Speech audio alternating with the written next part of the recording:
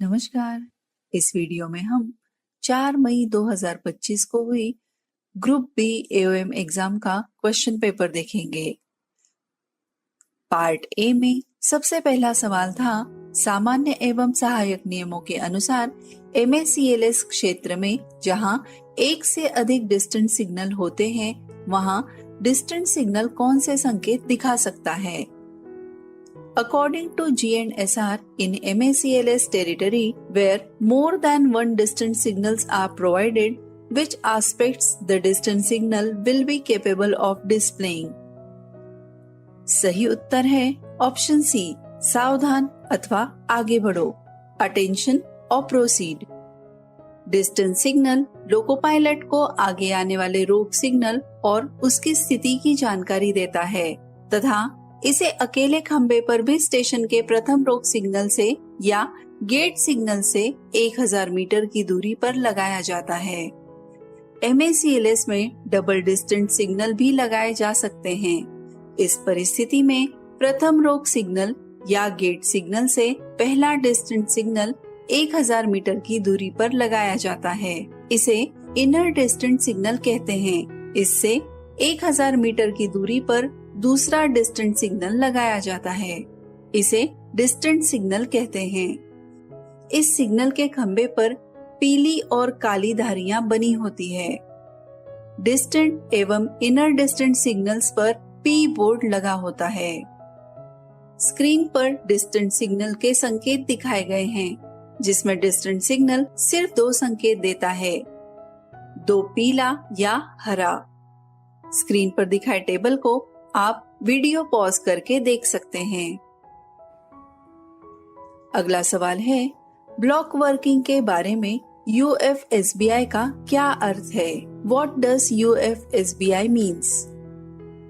Correct answer is Universal Fail Safe Block Interface। UFSBI एक electronic प्रणाली है जिसे रेलवे के ब्लॉक वर्किंग सिस्टम में इस्तेमाल किया जाता है। इसका मुख्य कार्य है ब्लॉक इंस्ट्रूमेंट्स के साथ इंटरफेस करना और सिग्नल डेटा को एक स्टेशन से दूसरे स्टेशन तक सेफ एंड रिलायबल तरीके से ट्रांसमिट करना। रेलवे में इसका उपयोग है ट्रेन कोलिजन से सुरक्षा। 2 ट्रेनों को एक ही ब्लॉक सेक्शन में प्रवेश करने से UFSBI रोकता है। इंटरलॉकिंग सिस्टम के साथ इंटीग्रेशन, UFSBI को स्टेशन के सिग्नलिंग इंटरलॉकिंग सिस्टम के साथ इंटीग्रेट किया जाता है। Reduced human dependency, manual errors की संभावना कम होती है क्योंकि डेटा ट्रांसमिशन ऑटोमेटेड और फेल सेफ होता है। स्क्रीन पर दिखाए में से किसे गंभीर दुर्घटना माना जाएगा? Which of the shown will be classified as serious accident? Screen पर दिखाए गए सभी ऑप्शंस गंभीर दुर्घटना के अंतर्गत आएंगे। 2 हताहत और रेलवे संपत्ति का कोई नुकसान नहीं, 2 casualties plus no damage to railway property. कोई हताहत नहीं और रेलवे संपत्ति को 3 करोड़ रुपए का नुकसान, no casualty plus damage to railway property worth ₹3 crore. 3 गंभीर चोटें और रेलवे संपत्ति को कोई नुकसान नहीं, 3 grievous injury plus no damage to railway property. ये सभी बातें गंभीर दुर्घटना के अंतर आती है। एक्सीडेंट मैनुअल में गंभीर दुर्घटना किसे कहा जाएगा ये बताया गया है। ऐसी दुर्घटना जो किसी पैसेंजर ट्रेन की या पैसेंजर ट्रेन द्वारा हुई हो, जिसमें किसी यात्री की मृत्यु हुई हो या किसी यात्री को IPC की धारा 320 के अंतर्गत घातक चोट लगी हो या रेल संपत्ति का 2 करोड़ रुपए से अधिक का नुकसान हुआ हो और ऐसी कोई भी दुर्घटना जिसकी जांच CCRS या CRS की राय में CRS द्वारा होनी चाहिए। ऐसी दुर्घटना को गंभीर दुर्घटना कहते हैं। इसलिए इस प्रश्न के बताए गए सारे ऑप्शन सही हैं। क्या आप रेलवे विभागीय परीक्षा की तैयारी कर रहे हैं? क्या सही स्टडी मटेरियल और गाइडेंस की कमी आपकी सफलता में रुकावट बन रही है? अब आपकी हर परेशानी का समाधान है Kaksha express app. Up to date study material, railway विभागीय परीक्षाओं के लिए पूरी तरह अपडेटेड कंटेंट, मॉक टेस्ट और क्विज, पिछले साल के प्रश्न पत्र से परीक्षा पैटर्न को समझें और पहले से तैयार रहें। 100% परीक्षा उन्मुख सामग्री। अब पढ़ाई होगी डिजिटल और स्मार्ट। कक्षा एक्सप्रेस के साथ तैयारी करें कहीं भी कभी भी। हजारों रेलवे कर्मचारी पहले ही इस ऐप से लाभ उठा चुके हैं। अब आपकी बारी। कक्षा एक्सप्रेस ऐप को आज ही डाउनलोड करें और अपने प्रमोशन की राह को आसान बनाएं। डिस्क्रिप्शन बॉक्स में वेबसाइट तथा ऐप की लिंक दी गई है। रेलवे अधिनियम 1989 की कौन सी धारा रिपोर्ट योग्य दुर्घटनाओं से संबंधित है? Which section of the Railways Act 1989 deals with reportable accidents? Correct answer is Section 113. भारतीय रेल अधिनियम 1989 की धारा 113 के अंतर्गत सूचित करने योग्य दुर्घटनाएं दी गई हैं, जिसे स्क्रीन पर दिखाया गया है। कोई भी दुर्घटना जिसमें मानव जीवन की हानि हुई हो अथवा घातक चोट लगी हो, 2 गाड़ियों के बीच की टक्कर जिसमें एक यात्री गाड़ी शामिल हो, किसी यात्री गाड़ी का पटरी से उतर जाना, ऐसी दुर्घटनाएं जो गाड़ी को क्षतिग्रस्त करने, ट्रेन ब्रेकिंग या क्षतिग्रस्त करने की कोशिश करने के कारण हुई, जिसमें जनहानि हुई है, लाइन पर रखे अवरोध पर चलने के मामले जिसके कारण यात्रियों के गाड़ी से गिरने या गाड़ी में आग लगने या यात्रियों को घातक चोट पहुंचने या जिससे रेल संपत्ति का अधिक नुकसान होने की संभावना तथा वर्षा, बाढ़ या भूस्खलन के कारण कम से कम 24 घंटे का यातायात में व्यवधान। अगला सवाल है, गंभीर यात्री रेल दुर्घटना की स्थिति में केंद्रीय नियंत्रण पहले किसे सूचित करेगा? In case of a serious passenger train accident, the central control shall first of all inform to whom? सही उत्तर है प्रधान मुख्य संरक्षा अधिकारी, principal chief safety officer.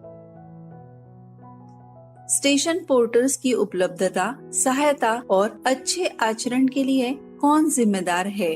Who is responsible for the availability, helpfulness and good conduct of station porters? सही उत्तर है supervisory station प्रबंधक या स्टेशन प्रबंधक, सुपरवाइजरी SM और स्टेशन मैनेजर। अगला सवाल है, पावर योजना क्या दर्शाती है? What does power plan indicates? सही उत्तर है माल ढुलाई सेवाओं के लिए खंडवार आवश्यक लोकों की दैनिक औसत संख्या। Daily average number of Locos required for freight services section wise. Power plan साल में एक बार तैयार किया जाता है। प्रत्येक खंड पर प्रतिदिन पिछले वर्ष संचालित औसत मालगाड़ी सेवा ट्रेनों की संख्या, जिसे पावर अधिकारी और वरिष्ठ मंडल परिचालन प्रबंधक सीनियर DOM द्वारा अनुमोदित किया जाता है। पावर प्लान सेक्शन वाइज वास्तव में संचालित मालगाड़ी सेवा ट्रेनों को ध्यान में रखकर तैयार किया जाता है। संभावित यातायात वृद्धि को ध्यान में रखते हुए कुल इंजन किलोमीटर में अतिरिक्त 5% जोड़ा जाता है। परिचालन सांख्यिकी में स्क्रीन पर दिखाए गए में से कौन सी प्राथमिक इकाई नहीं है? In operating statistics which is not a primary unit. Correct answer is commodity, माल। सांख्यिकी यूनिट्स को 3 श्रेणियों में बांटा गया है: प्राइमरी यूनिट, फंडामेंटल यूनिट तथा डेरिवेटिव यूनिट। इनमें से प्राइमरी यूनिट्स को स्क्रीन पर दिखाया गया है। ये मूल यूनिट्स जिनसे समय, दूरी और भार आदि मापे जाते हैं। स्क्रीन पर दिखाए गए में से किस प्रकार की ट्रेन के लिए ऑर्डरिंग आवश्यक नहीं होती? Which of the following category of trains does not require ordering? सही उत्तर है time table mail express train, scheduled mail express train. ODC की किस श्रेणी को दिन और रात के दौरान चलाया जा सकता है? Which class of ODC can be moved during day and night? सही उत्तर है श्रेणी ए और श्रेणी बी दोनों, both class A and class B. Railway अधिनियम 1989 की किस धारा के तहत रेलवे बोर्ड को उस मार्ग पर माल भाड़ा वसूलने का अधिकार दिया गया है जो लोडिंग बिंदु और गंतव्य के बीच सबसे छोटा मार्ग न हो? Under which section of the Railways Act 1989, Railway Board has been empowered to charge freight over route which may not be the shortest between loading point and destination? Correct answer is Section 71, धारा 71। ESP जांच करते समय broad gauge के लिए schedule of dimension के अनुसार गोलाई की न्यूनतम त्रिज्या क्या होगी? When checking an ESP, how much minimum radius of curve will you accept as per SOD of broad gauge? Correct answer is 175 meters. Odissi के मामले में विद्युतीकृत खंड पर ओवरहेड संपर्क तार से न्यूनतम सकल निकासी क्या है जिसकी अनुमति दी जा सकती है? In case of ODC, what is the minimum gross clearance from the overhead contact wire that can be permitted over electrified section? Correct answer is 100 millimetre. एक कंसाइनमेंट में न्यूनतम स्थिर संरचना प्रोफाइल से 7 इंच की सकल निकासी है। इसका ओडीसी वर्गीकरण क्या है? One consignment has gross clearance of 7 inches from minimum fixed structure profile. What is its ODC classification? The classification is B class. इस प्रश्न में कंसाइनमेंट का gross clearance minimum fix structure से 7 इंचेस है। स्क्रीन पर दिखाए गए चार्ट के अनुसार इसका वर्गीकरण बी क्लास में होगा। स्क्रीन पर दिखाए गए में से कौन सा नियंत्रण कार्यालय का कार्य नहीं है? Which of the shown is not a function of control office? Correct answer is option D, waiver of damage, विलम्ब शुल्क की छूट।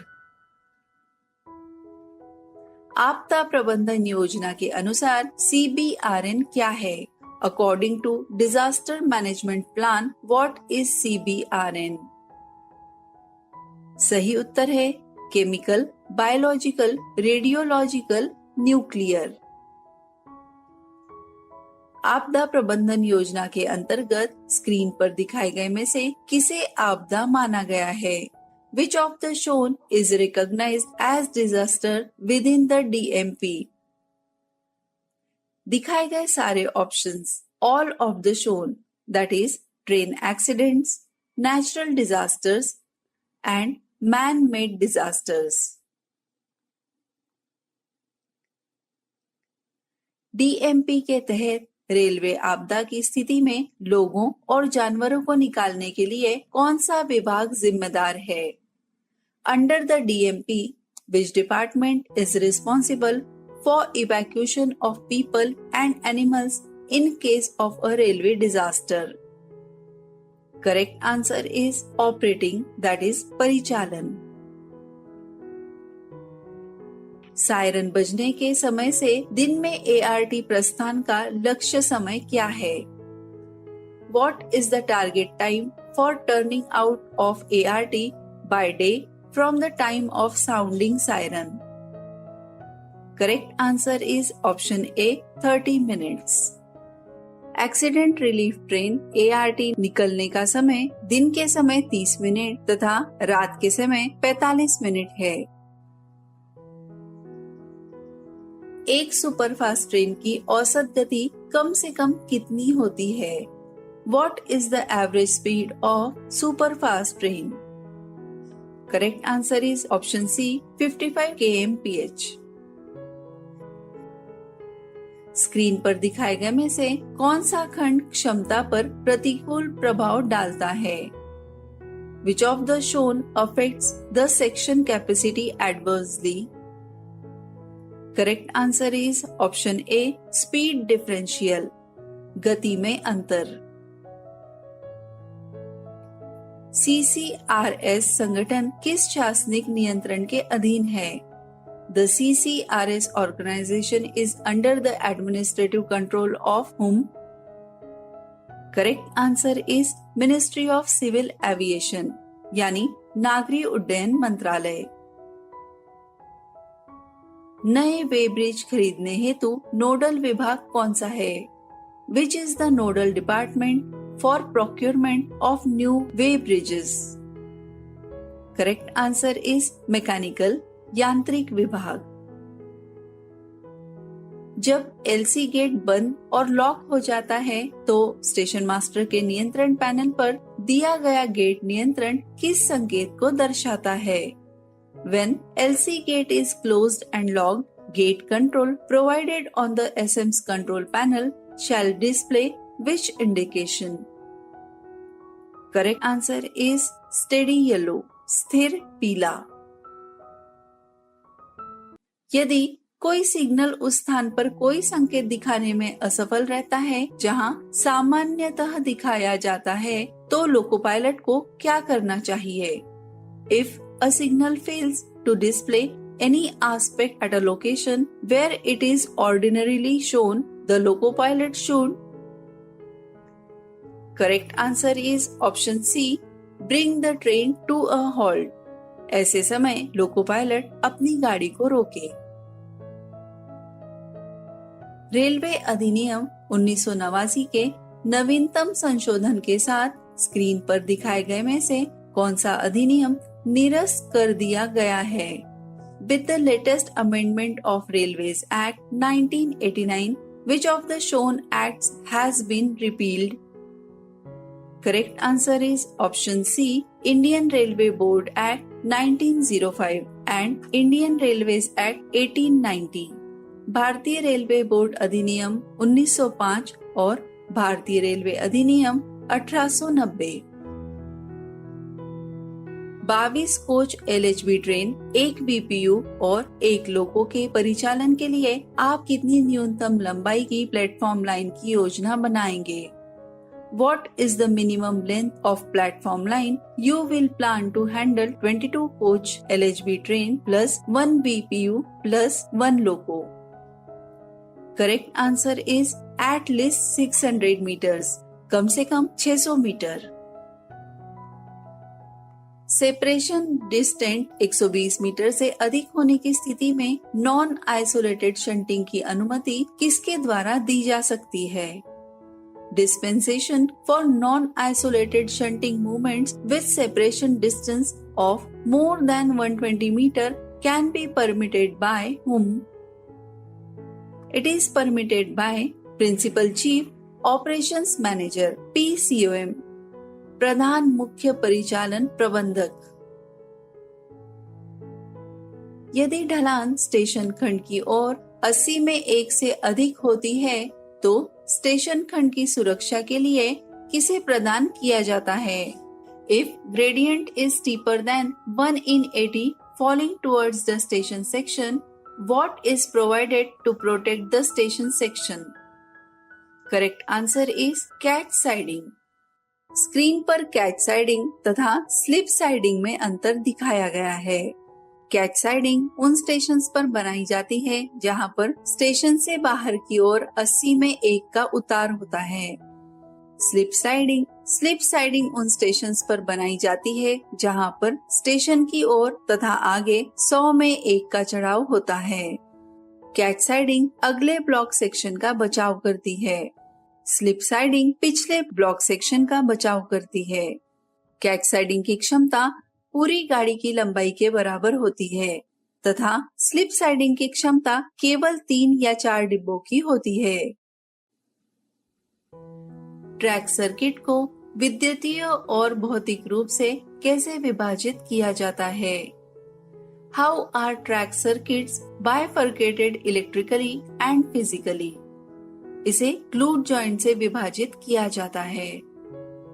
ग्लूड जॉइंट भारतीय रेलवे में ट्रैक सर्किटिंग हेतु इस्तेमाल किया जाने वाला एक विशेष प्रकार का इंसुलेटेड जॉइंट होता है जो रेलों को विद्युत रूप से अलग करता है लेकिन यांत्रिक रूप से जोड़ता है।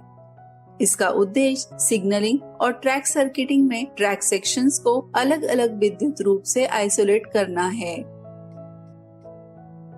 ट्रैक को डी-स्ट्रेस करने हेतु यातायात ब्लॉक का उद्देश्य क्या है? What is the purpose of traffic block for de-stressing of track? Correct answer is avoid buckling. Buckling से बचना। रंगीन रोशनी डिस्टेंस सिग्नल को इसकी मंजूरी से पीछे के स्टेशन के अंतिम रोक सिग्नल के साथ जोड़ा जा सकता है। A color light distance signal can be combined with the last stop signal of a station in rear with the approval of whom? सही उत्तर है रेल संरक्षा आयुक्त CRS।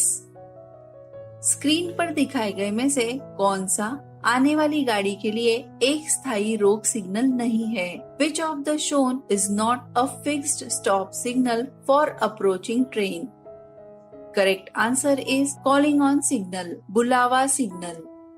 सहायक सिग्नल मुख्य सिग्नल के अतिरिक्त स्टेशंस पर गाड़ियों के संचालन की सुविधा के लिए लगाए जाते हैं। स्क्रीन पर सहायक सिग्नल दिखाए गए हैं। Calling on signal, shunt signal, co-acting signal and repeating signal. भारतीय रेल पर कितने हाई डेंसिटी नेटवर्क मार्गों की पहचान की गई है? How many high density network routes have been identified on Indian railways? There are 7 high density networks. HDN की परिभाषा उच्च घनत्व नेटवर्क यानी high density network that is HDN way rail मार्ग होते हैं जहां पर ट्रैफिक डेंसिटी अत्यधिक होती है यानी गुड्स और पैसेंजर ट्रेनों की आवृत्ति बहुत अधिक होती है। आमतौर पर ये रूट रेलवे के आर्थिक दृष्टिकोण से बहुत महत्वपूर्ण होते हैं। भारतीय रेलवे ने हाई डेंसिटी नेटवर्क के अंतर्गत 7 रूट्स की पहचान की है। गुड्स एवं पैसेंजर ट्रैफिक की अधिकता के आधार पर ये की जाती है।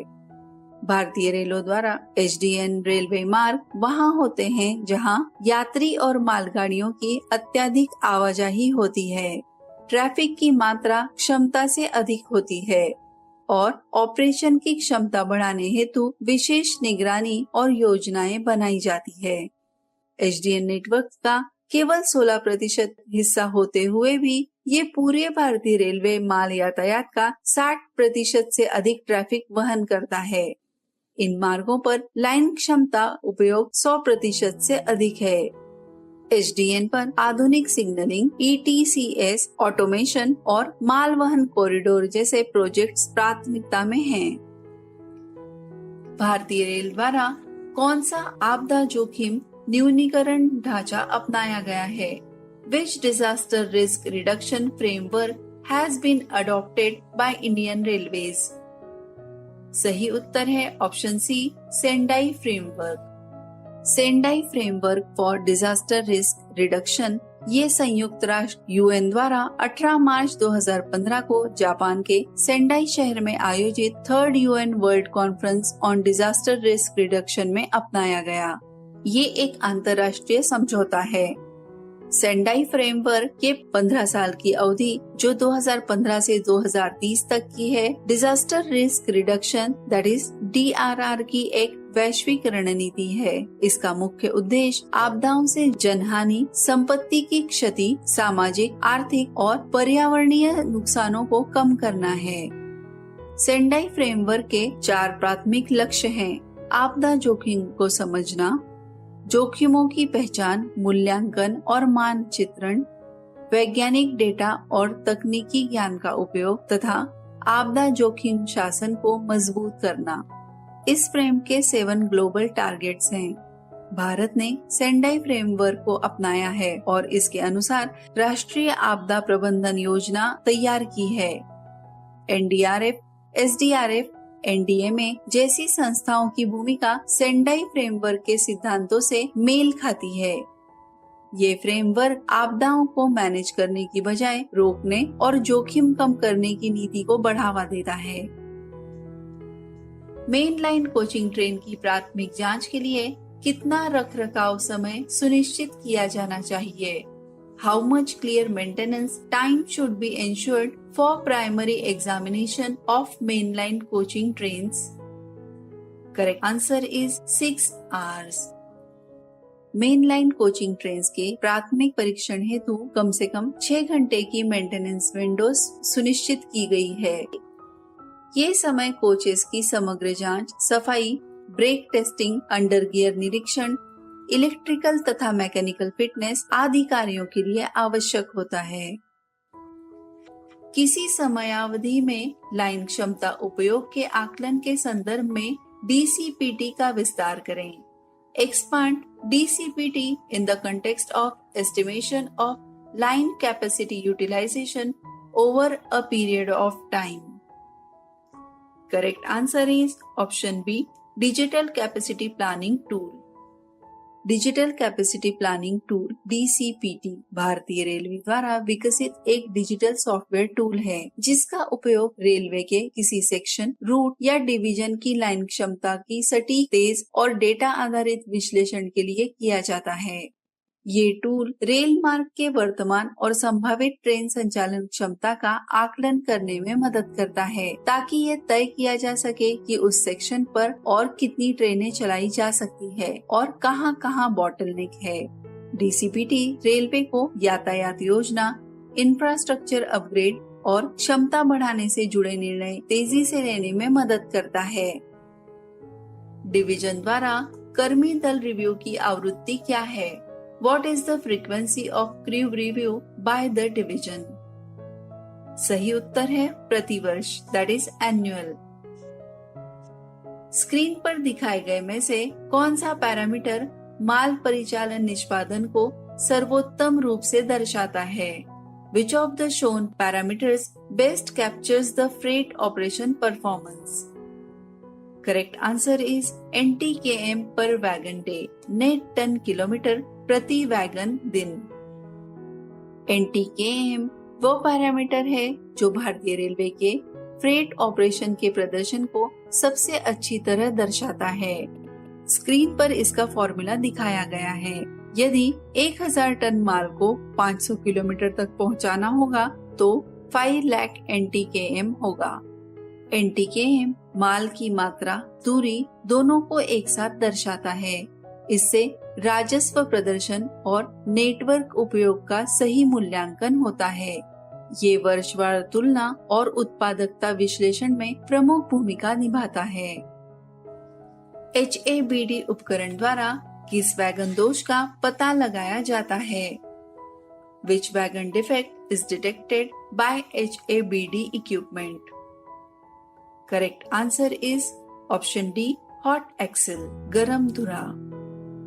हॉट एक्सेल डिटेक्शन बॉक्स एक रेलवे सुरक्षा प्रणाली है, जिसका उपयोग ट्रेन के चलने के दौरान एक्सेल बॉक्स के अत्यधिक गर्म होने की स्थिति का पता लगाने के लिए किया जाता है। रेलवे ट्रैक के किनारे खास सेंसर लगे होते हैं, जो ट्रेन गुजरते वक्त एक्सेल बॉक्स की टेम्परेचर को मापते हैं। अगर किसी एक्सेल बॉक्स का तापमान सामान्य से बहुत ज्यादा होता है, तो सेंसर अलार्म बजा देता है।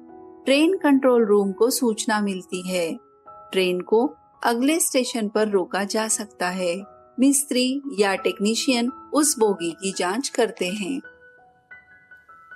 एक पूर्णतः loaded double stack container rake में कितने TEU ले जाए जाते हैं? How many TEUs are carried in a fully loaded double stack container rake? Correct answer is option A, 180. बहुसंकेती रंगीन रोशनी सिग्नलिंग में लाइन क्लियर देने के लिए प्रथम रोक सिग्नल से आगे कितनी पर्याप्त दूरी साफ रखना आवश्यक है? What is the adequate distance beyond the first stop signal that is required to be kept clear for granting line clear in MACLS territory? Correct answer is 180 meters, 180 metre. Gati Shakti नीति के अंतर्गत रेलवे प्रशासन कौन है? Under the Gati Shakti policy, who is the railway administration?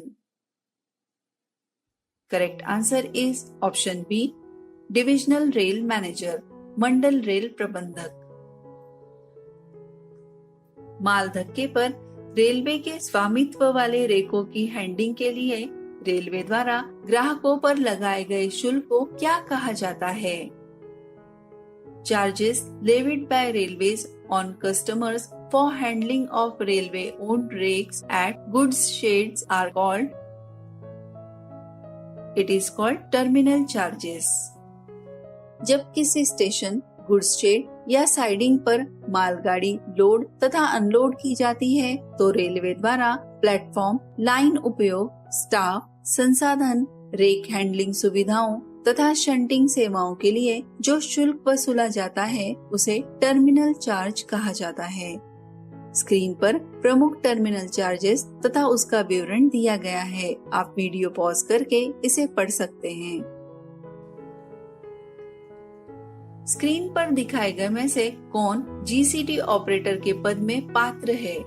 Who amongst the shown is eligible as a GCT operator? Screen पर दिखाए गए सभी जीसीटी ऑपरेटर्स हैं, जैसे पंजीकृत कंपनी, रजिस्टर्ड कंपनी, संयुक्त उद्यम, जॉइंट वेंचर, पंजीकृत सोसाइटी, रजिस्टर्ड सोसाइटी, ये सभी। जीसीटी गति शक्ति कार्गो टर्मिनल, ये एक ऐसा रेल संलग्न टर्मिनल है जहां माल की लोडिंग तथा अनलोडिंग, वेयरहाउसिंग और ट्रांसपोर्टेशन की सुविधा होती है, जिसे निजी कंपनियां बनाती और संचालित करती हैं। जीसीटी एक महत्वपूर्ण योजना है जिसका उद्देश्य रेल नेटवर्क पर निजी निवेश द्वारा मल्टी मॉडल लॉजिस्टिक हब या टर्मिनल की स्थापना करना है। ये योजना प्रधानमंत्री गति शक्ति योजना के अंतर्गत रेलवे के कार्गो हैंडलिंग को सशक्त बनाने के लिए बनाई गई है। जीसीटी ऑपरेटर बनने के लिए पात्रता स्क्रीन पर दी गई है।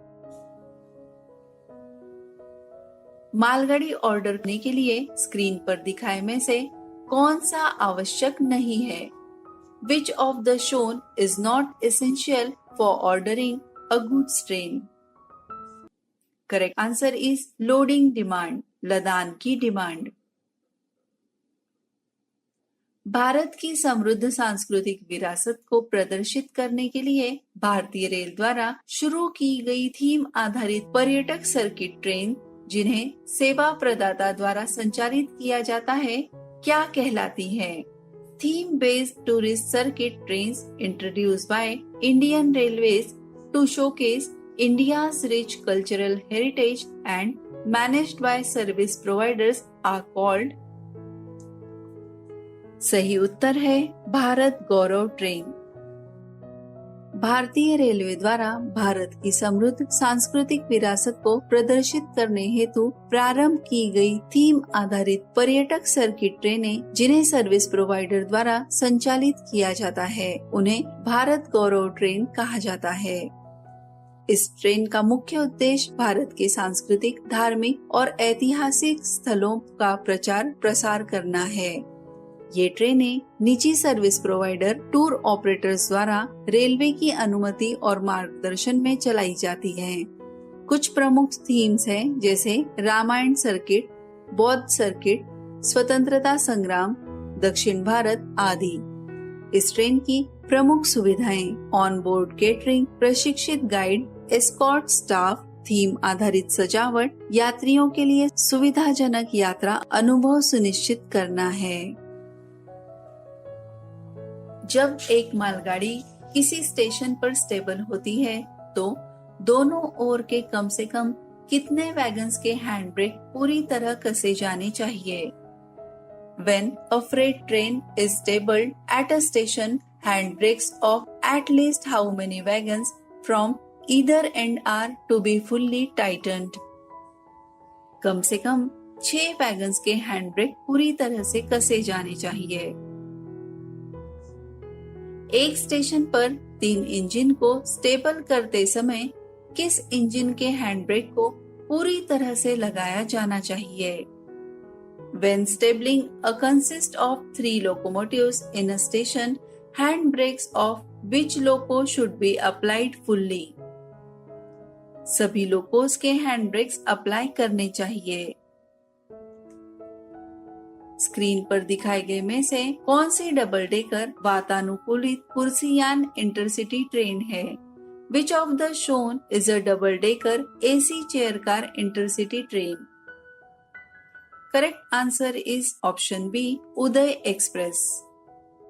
उदय एक्सप्रेस भारतीय रेलवे द्वारा डिजाइन की गई एक अत्याधुनिक double decker AC chair car intercity train है, जो खास तौर पर उच्च मांग वाले मार्गों के यात्रियों को आरामदायक, तेज और कुशल सेवा प्रदान करने के उद्देश्य से चलाई जाती है।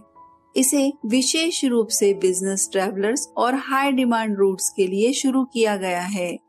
इसकी कोच संरचना और सुविधाएं अन्य ट्रेन से अधिक उन्नत और आरामदायी है। स्क्रीन पर दिए में से कौन सी किफायती, अनारक्षित, सुपरफास्ट मेल या एक्सप्रेस सेवा है? Which of the shown is an economical, unreserved, superfast mail express service? Correct answer is option B, Antyodaya express.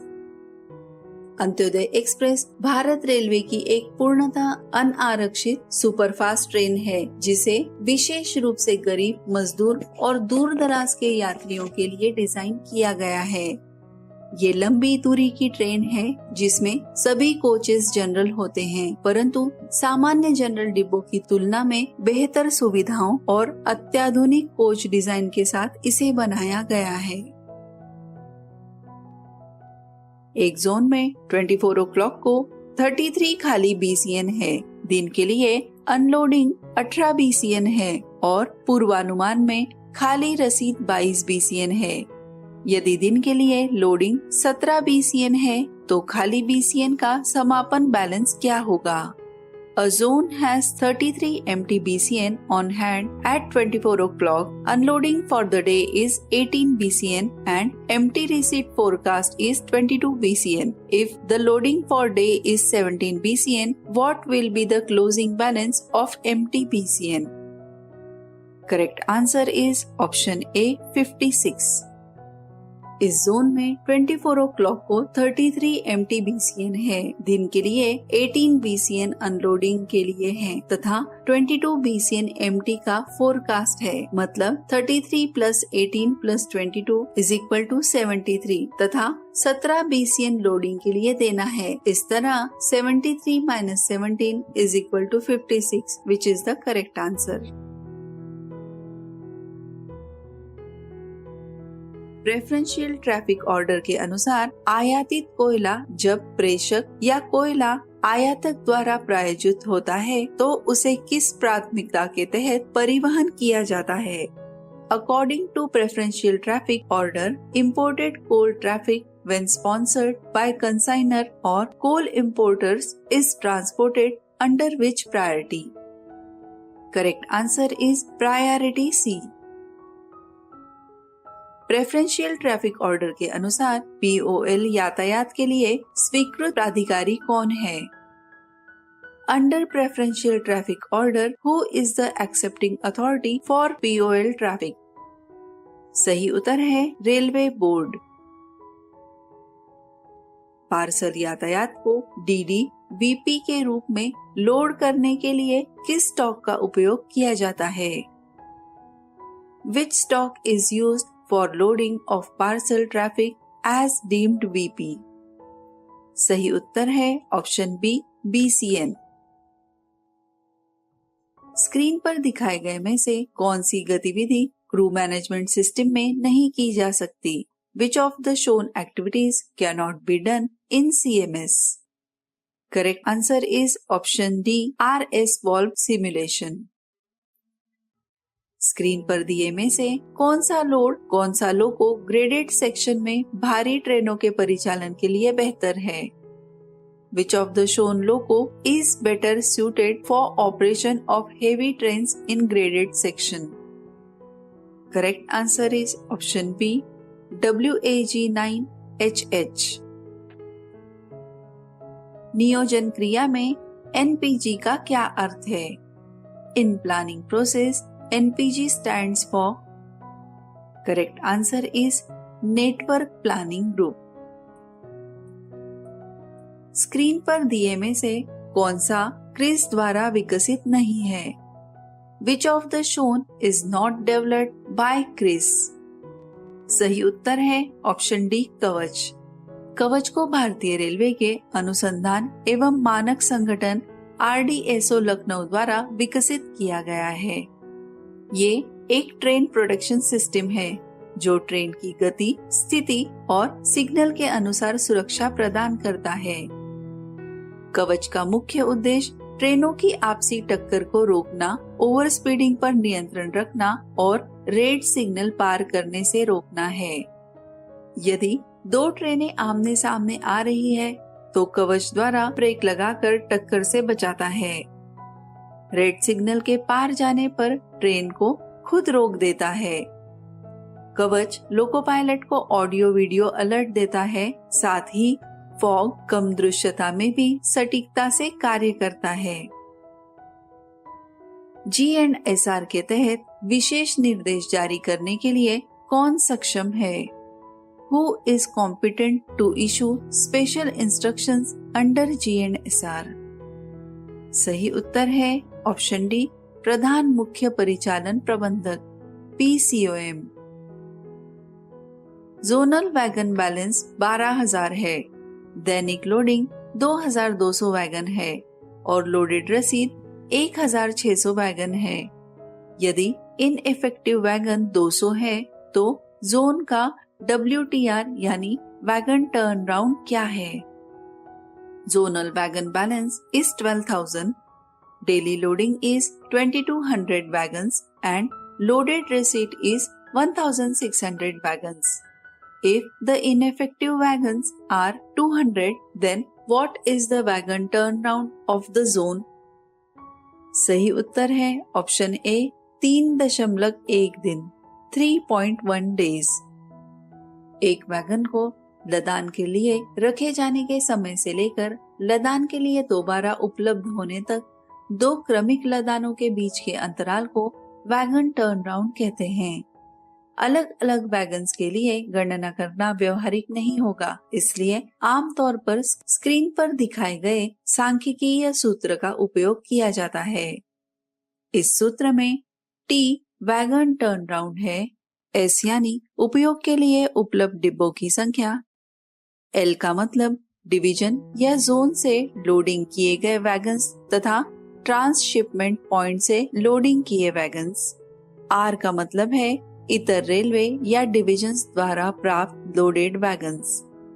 तो इस प्रश्न का सही उत्तर है 3.1 दिन। वित्त वर्ष 24-25 में भारतीय रेलवे द्वारा मूल माल लदान कितना था? What was the originating freight loading achieved by Indian Railways in financial year 2024 and 25? सही उत्तर है लगभग 1,617 million ton, approximately 1,617 million tons. एक पैनल पर EURRB बटन का उपयोग किसके लिए किया जाता है? On a panel, EURRB button is used for. This button is used for emergency route cancellation. ICF coaches के साथ चलने वाली साधारण मेल या एक्सप्रेस ट्रेन के लिए BPC की वैधता की सीमा क्या है? What is the limit of validity of BPC for an ordinary mail or express train running with ICF coaches? Correct answer is 3,500 kilometers. Shunting परिचालन को किस माध्यम से नियंत्रित किया जाएगा? Shunting operations shall be controlled by which means? Screen पर दिखाए गए सभी ऑप्शन से नियंत्रित किया जाएगा, जैसे मौखिक निर्देश, वर्बल इंस्ट्रक्शंस, हाथ के संकेत, hand signals and shunt signal. एक मालगाड़ी को परीक्षण के बाद 18 घंटे तक परीक्षण यार्ड में खड़ा रखा गया। क्या बीपीसी वैध है? A freight train was stabled in examination yard for 18 hours after examination. Is the BPC valid? हाँ, ये BPC वैलिड होगा। MSDAC क्या है? What is MSDAC? Correct answer is multi section digital axle counter. MSDAC भारतीय railway में एक आधुनिक और डिजिटल तकनीक है जो ट्रेन संचालन को सुरक्षित और कुशल बनाती है। MSDAC एक सिग्नलिंग उपकरण है जो ट्रेनों की स्थिति का पता लगाने के लिए उपयोग किया जाता है। ये ट्रैक के एक या एक से अधिक सेक्शन में गुजरने वाले पहियों की गिनती करता है और इस जानकारी के आधार पर यह तय करता है कि वो ट्रैक सेक्शन खाली है या नहीं। जब कोई ट्रेन एक सेक्शन में प्रवेश करती है तो एंट्री पॉइंट पर लगे सेंसर्स पहियों की गिनती शुरू करते हैं।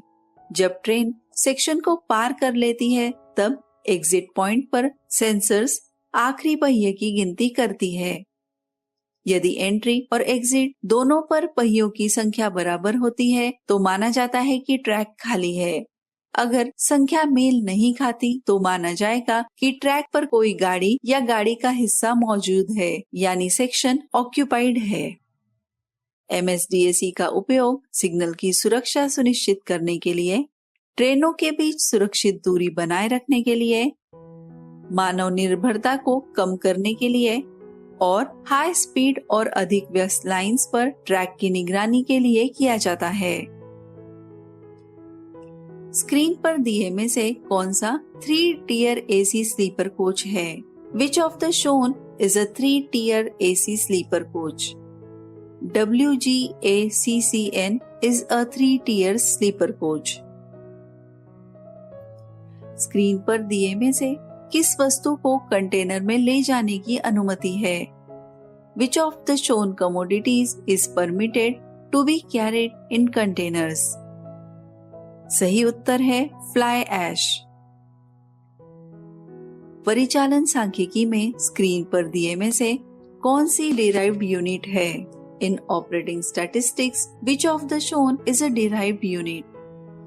सही उत्तर है अर्निंग प्रति passenger kilometre, earning per passenger kilometre. राजभाषा अधिनियम कब लागू किया गया? When was the Official Language Act enacted? Correct answer is option C, 10 मई 1963। संविधान की 8वीं अनुसूची में कौन सी भाषा शामिल नहीं है?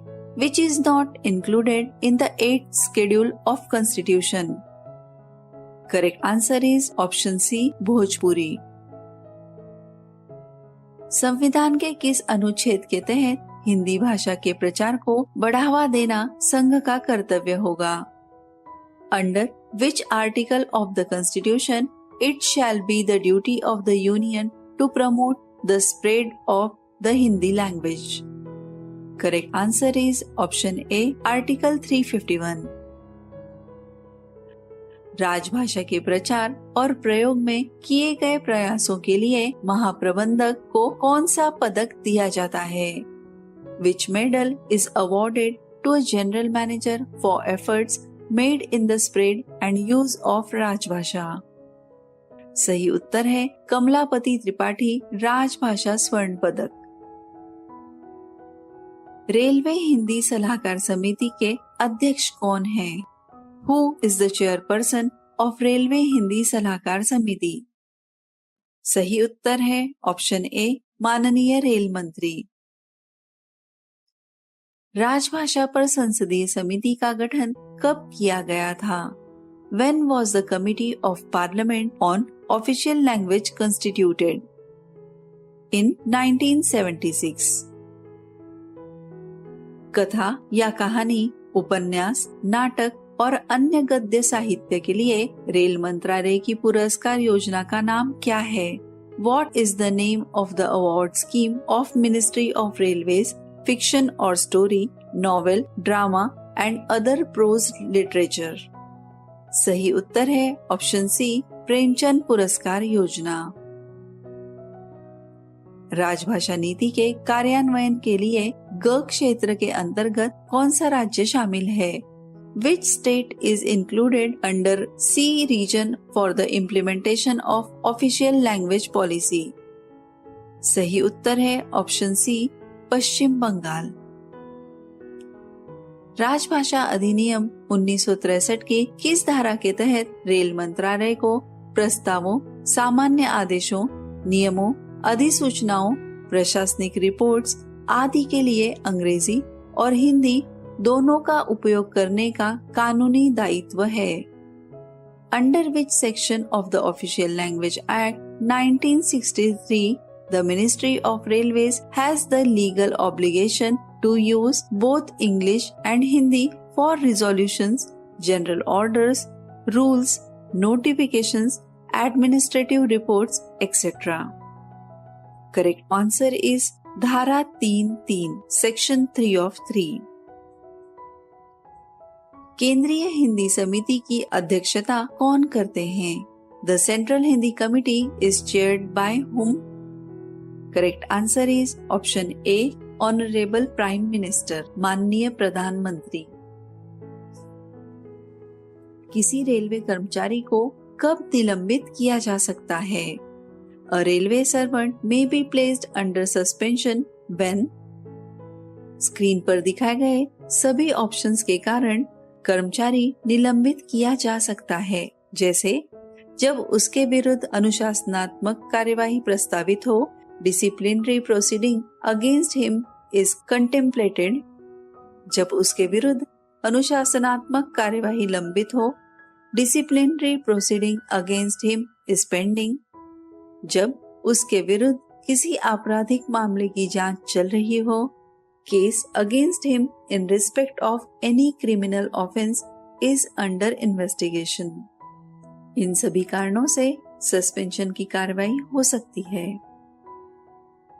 अनुशासन एवं अपील नियमों के अनुसार स्क्रीन पर दिखाए गए में से कौन सा लघु दंड नहीं है? Which is not a minor penalty as per DAR? सही उत्तर है ऑप्शन ए, विभागीय परीक्षा पास न होने के कारण वेतन वृद्धि पर रोक, withholding of increments for failure to pass departmental examination. Foreign service से तात्पर्य ऐसी सेवा से है जिसमें रेल कर्मचारी सरकार की मंजूरी से अन्य या कौन से स्रोत से वेतन प्राप्त करता है? Foreign service means service in which a railway servant receives pay with sanction of government from? Correct answer is option D, भारत या राज्य या केंद्र शासित प्रदेश की संचित निधि के अलावा कोई अन्य स्रोत। Any source other than the consolidated fund of India or state or union territory। किसी रेलवे कर्मचारी को जो वेतन या छुट्टी वेतन प्राप्त नहीं कर रहा है, दिया जाने वाला मासिक अनुदान क्या कहलाता है? A monthly grant made to a railway servant who is not in receipt of pay or leave salary is called? सही उत्तर है निर्वाह भत्ता, सबसिस्टेंस ग्रांट। वेतन मैट्रिक्स में स्तर 11 पर वेतन वाले रेलवे सेवा पद को कौन से ग्रुप में वर्गीकृत किया जाएगा? A railway service post carrying the pay in the pay matrix at level 11 will be classified as? Correct answer is Group A gazetted, Group A राजपत्रित। रेलवे में ग्रुप ए सेवा में भर्ती किसके माध्यम से हो सकती है? Recruitment to Group A services in Indian Railways can be done through which of the shown methods? Screen पर दिखाए गए सभी ऑप्शंस द्वारा रिक्रूटमेंट हो सकता है, जैसे यूपीएससी द्वारा आयोजित प्रतियोगी परीक्षा, competitive examination held UPSC. Group B सेवा में अधिकारियों की पदोन्नति, promotion of officers in group B service. सरकारी सेवा में किसी अधिकारी का स्थानांतरण, transfer of an officer in the service of the government. इन सभी माध्यम से भर्ती हो सकती है। दीर्घ दंडारोपण की प्रक्रिया अनुशासन एवं अपील नियमों के किस नियम के अनुसार निर्धारित है? Procedure for imposing major penalties is prescribed in which rule of DAR? सही उत्तर नियम 9, रूल 9। किसी भी रेलवे कर्मचारी को लगातार कितने साल से अधिक अवधि के लिए किसी भी प्रकार की छुट्टी नहीं दी जाएगी? No railway servant shall be granted leave of any kind for a continuous period exceeding how many years? Correct answer is option A, 5 years. Railway board स्तर पर कार्मिक विभाग का नेतृत्व किसके द्वारा किया जाता है? At the railway board level, the personnel department is headed by whom? Correct answer is option C, महानिदेशक मानव संसाधन, डायरेक्टर जनरल ह्यूमन रिसोर्स। प्रासाद का सिद्धांत डॉक्ट्रिन ऑफ प्लेजर भारत के संविधान के किस अनुच्छेद में निहित है? The doctrine of pleasure is contained in which article of the constitution of India? Correct option is option A, article 310 of 1। Zonal स्तर पर PNM का अध्यक्ष कौन होता है? Who is the chairperson of PNM at the zonal level? सही उत्तर है महाप्रबंधक, जनरल मैनेजर। किसी वर्ष के लिए भविष्य निधि के लिए देय अंशदान की राशि कितने लाख तक सीमित है? The amount of subscription payable towards Provident Fund for any particular year is capped at? Correct answer is option D, 5 lakhs. कौन सा आचरण नियम प्रत्येक रेलवे कर्मचारी को हर समय पूर्ण सत्यनिष्ठा बनाए रखने की अपेक्षा रखता है? Which conduct rule requires every railway servant to maintain absolute integrity at all times? Rule 3 of 1I. कौन सा आचरण नियम रेलवे कर्मचारी को दहेज देने, लेने या उकसाने पर रोक लगाता है? Which conduct rule prohibits railway servant to give or take or abet the giving or taking of dowry? Correct answer is rule 13A of I. सही उत्तर है नियम 13A।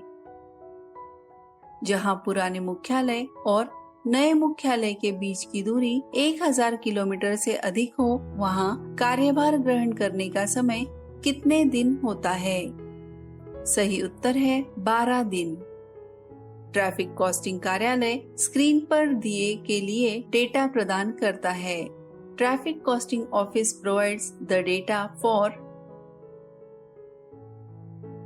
सही उत्तर है यातायात का लाभ प्रदाता विश्लेषण, प्रॉफिटेबिलिटी एनालिसिस फॉर ट्रैफिक। संविधान के किस अनुच्छेद के तहत भारत की संचित निधि स्थापित की गई है? Under which article of the constitution is the consolidated fund of India established? Correct answer is 266 of 1। Bharat सरकार की वित्तीय शक्तियां जो किसी अधीनस्थ प्राधिकारी को नहीं सौंपी गई हैं, किनमें निहित है? The financial powers of the government which have not been delegated to a subordinate authority vest in? सही उत्तर है वित्त मंत्रालय, फाइनेंस मिनिस्ट्री। साइडिंग मालिकों के साथ अनुबंध के लिए कौन से विभाग जिम्मेदार हैं? Which departments are responsible for contracts with siding owners? Correct answer is engineering and commercial. Contracts के संदर्भ में EPC क्या है? In the context of contracts, what is EPC? Correct answer is engineering, procurement and construction. Railway zone में भारत के CAG का प्रतिनिधित्व कौन करता है? Who represents the CAG of India in a railway zone? Correct answer is PDA, लेखा परीक्षा के प्रधान निदेशक। रेलवे वित्त में EBR का क्या मतलब है? In railway finance, what is EBR? EBR stands for Extra Budgetary Resources। Bharat के नियंत्रक और महालेखा परीक्षकी संसद में प्रस्तुत रिपोर्ट पर किसके द्वारा विचार किया जाता है? The report of the Comptroller and Auditor General of India presented to the Parliament is taken up for consideration by whom? Correct answer is Public Accounts Committee, लोक लेखा समिति। किसी जोन का बजट अधिकारी कौन होता है? Who is the budget officer of a zone? Correct answer is PCE, Principal Chief Engineer, प्रमुख मुख्य अभियंता। यातायात के लिए लाइन खुलने के बाद रखरखाव और मरम्मत के सभी शुल्क किसके द्वारा आवंटित किए जाते हैं? All charges for maintenance and repairs after opening of the line for traffic are allocated to whom? Correct answer is revenue, राजस्व द्वारा। IRFC का पूर्ण रूप क्या है? What is the full form of IRFC? IRFC stands for Indian Railway Finance Corporation। PH42 कार्यों के लिए योजना प्रमुख समन्वयक कौन है? Who is the plan head coordinator for PH42 works? Correct answer is प्रमुख मुख्य यांत्रिक अभियंता, PCME। BOLT का क्या मतलब है? What does BOLT stands for? Correct answer is Build, Operate, Lease, Transfer। यातायात सुविधा कार्यों के लिए कौन सा प्लान हेड है? Which is the plan head for traffic facility works? Correct answer is PH16। GFR का क्या मतलब है? What does GFR stands for? Correct answer is GFR stands for General Financial Rules। तो इस तरह से इस वीडियो में हमने ग्रुप बी AOM पोस्ट के लिए हुई एग्जाम का क्वेश्चन पेपर देखा। यदि आपको वीडियो अच्छा लगा है तो वीडियो को जरूर लाइक करें और ज्यादा से ज्यादा शेयर करें। धन्यवाद। लो, अब आ गया पूरा ट्रेनिंग स्कूल आपके मोबाइल में। जी हाँ, आपने सही सुना। कक्षा एक्सप्रेस ऐप में वो सभी सामग्री है जो आपको रेलवे की हर वो परीक्षा जिसे डिवीजन, जोन या नायर द्वारा लिया जाता है। कक्षा एक्सप्रेस आपका ग्रुप बी बनने का सपना पूरा करेगा। इसमें AOM, ACM, APO, AEN, AEE, AME, AMM, ADME, AFA इन सभी डिपार्टमेंट्स की नायर द्वारा ली जाने वाली परीक्षा हेतु पाठ्य सामग्री है, जैसे technical notes, previous year question papers, financial rules, establishment, राजभाषा और जनरल नॉलेज। ये सभी पाठ्य सामग्री तो है ही, साथ ही हर कंसेप्ट को सीधी भाषा में समझने के लिए एनिमेटेड वीडियोस भी हैं। इनिशियल रिफ्रेशर हेतु सभी notes question and answers type में डाले गए हैं। साथ ही group D to group C इस परीक्षा हेतु भी सभी सामग्री डाली गई है, जिसमें CCTC के लिए भी उपयुक्त सामग्री है। ये सभी सामग्री आप ऐप में तथा वेबसाइट पर पढ़ सकते हैं। साथ ही इस ऐप में मॉक टेस्ट इस नए फीचर को डाला गया है, जिसे नायर की धरती पर 30% तथा 70% कोटा के अनुरूप बनाया गया है। आपकी परीक्षा हेतु तैयारी होने पर आप इस मॉक टेस्ट के लिए अपीयर हो सकते हैं। अब iOS यूजर्स भी वेबसाइट द्वारा ये सभी कंटेंट आसानी से अपने लैपटॉप तथा डेस्कटॉप पर एक्सेस कर सकते हैं। और सबसे अच्छी बात यह है कि एक ही सब्सक्रिप्शन में परीक्षार्थी लैपटॉप तथा मोबाइल दोनों जगह पर कंटेंट एक्सेस कर सकते हैं। डिस्क्रिप्शन बॉक्स में वेबसाइट तथा ऐप की लिंक दी गई है। कक्षा एक्सप्रेस ऐप को आज ही डाउनलोड करें। कक्षा एक्सप्रेस, सफलता की ओर अग्रसर। ये ऐप गूगल प्ले स्टोर पर उपलब्ध है।